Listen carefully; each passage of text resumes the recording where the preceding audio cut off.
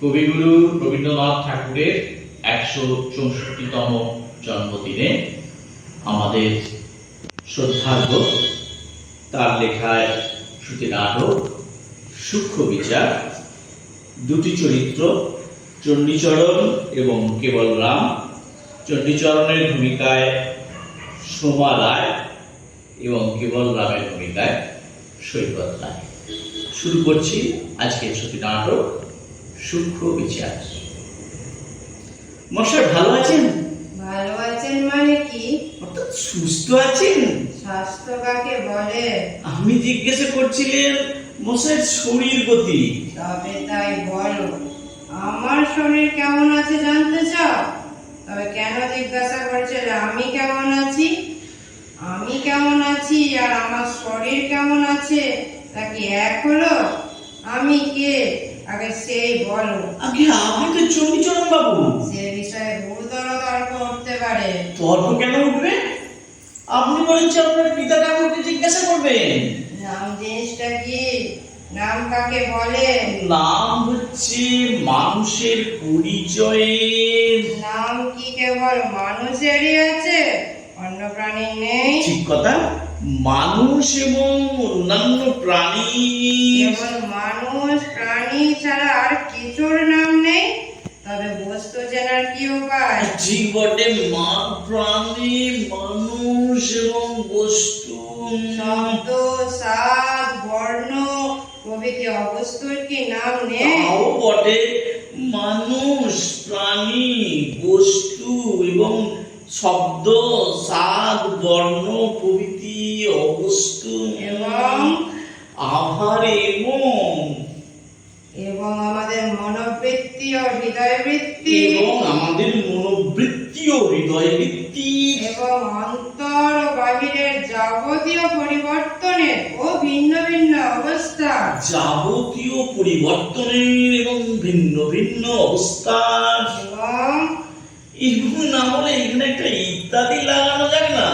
আচ্ছা বেশ, এখন সমস্তটা কি হলো বলো তো, কতটা পরিষ্কার হয়ে যাক। পরিষ্কার হবে কিনা বলতে পারি না, চেষ্টা করি।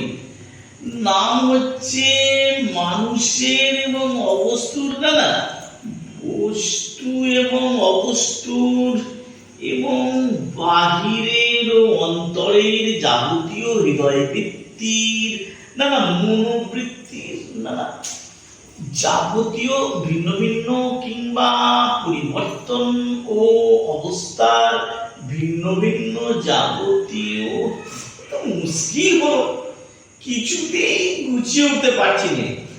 এক কথায় নাম হচ্ছে মানুষের এবং প্রাণীর এবং মানুষের প্রাণীর এবং ইত্যাদির পরিচয়ের উপায়। এ সম্বন্ধে তর্ক আছে। পরিচয় কাকে বলে? আমি কাউকেই বলি নে, মশাই বলুন। ভিন্ন ভিন্ন পদার্থের প্রভেদ অবগত হয়ে তাদের স্বতন্ত্র করে জানা, এই ঠিক তো? এছাড়া আর তো কিছু হতেই পারে না। তাহলে তুমি অস্বীকার করছো না? আগে না। যদি অস্বীকার করো তাহলে এ সম্বন্ধে কত তর্ক। না আমি কিছু মাত্র অস্বীকার করছি না। মনে করো যদি করো। আগে না, মনেও করতে পারি না। তুমি না করো, যদি আর কেউ করে? কারো সাধ্য নেই যে করে, এত বড় দুঃসাহসী কে আছে? আচ্ছা বেশ, এটা যেন স্বীকারই হলো। তারপরে নামই যদি পরিচয়ের একমাত্র উপায় হবে, তবে কি আমার চেহারার পরিচয়ের উপায় নয়? আর আমার অন্যান্য লক্ষণগুলো? আজ সম্পূর্ণ বুঝেছি নাম কাকে বলে, তার নাম গন্ধ জানি নে, আপনি বলে দিন। ভাষার দ্বারা স্বতন্ত্র পদার্থের স্বাতন্ত্র নির্দিষ্ট করবার একটি কৃত্রিম উপায়কে বলে নামকরণ। যদি অস্বীকার আমি অস্বীকার করি নে। কেবল তর্কের অনুরোধেও যদি অস্বীকার করো? তর্কের অনুরোধে কেন, বাবার অনুরোধেও অস্বীকার করতে পারি নে। এর কোনো একটা অংশ যদি অস্বীকার করো? অস্বীকার করতে পারি নে। এই মনে করো কৃত্রিম কথাটা সম্বন্ধে যদি নানা তর্ক উঠতে পারে, ঠিক তার উল্টো, এই কথাতেই তো সকল তর্ক দূর হয়ে যায়। আচ্ছা, তাই যদি হলো, মীমাংসা করা যাক। আমার নাম কি? মীমাংসা আপনি করুন, আমার খিদে পেয়েছে। নাম আমার সহস্র আছে, কোনটা তুমি শুনতে চাও? যেটা আপনি সবচেয়ে পছন্দ করেন। প্রথমে বিচার করতে হবে কিসের সঙ্গে আমার প্রভেদ জানতে চাও। যদি পশুর সঙ্গে আমার প্রভেদ নির্দেশ করতে চাও, আমাকে চাইনে। তাহলে আমার নাম মানুষ। যদি শ্বেত পিঠ পদার্থের সঙ্গে আমার প্রভেদ জানতে চাও, তবে আমার নাম কালো। শ্যামলা। যদি ছেলের সঙ্গে প্রভেদ জানতে চাও, তবে আমার নাম বুড়ো। মধ্যবয়সী। তবে চণ্ডীচরণ কার নাম মশাই? একটা মনুষ্যের মধ্যে, একটা উজ্জ্বল শ্যামবর্ণ মনুষ্য বিশেষের মধ্যে, একটি পরিপূর্ণ মনুষ্যের মধ্যে তার জন্মগত হতে আজ পর্যন্ত যে সকল পরিবর্তন অহরহ সংঘটিত হচ্ছে এবং মৃত্যুকাল পর্যন্ত হওয়ার সম্ভাবনা আছে, সেই পরিবর্তন ও পরিবর্তন সম্ভাবনার কেন্দ্রস্থলে যে একটি সজ্ঞান ঐক্য বিরাজ করছে, তাকেই একদল লোক, অর্থাৎ সেই লোকেদের সজ্ঞান ঐক্য চণ্ডীচরণ নাম নির্দেশ করে। সর্বনাশ মশাই, বেলা হলো, অত্যন্ত ক্ষুধার্ত হয়েছে, আরো প্রস্তুত। এবার তবে রোশো, আসল কথাটার কিছুই মীমাংসা হয়নি, তবে আমরা তার ভূমিকা করেছি মাত্র। তুমি জিজ্ঞাসা করছিলে আমি ভালো আছি কিনা।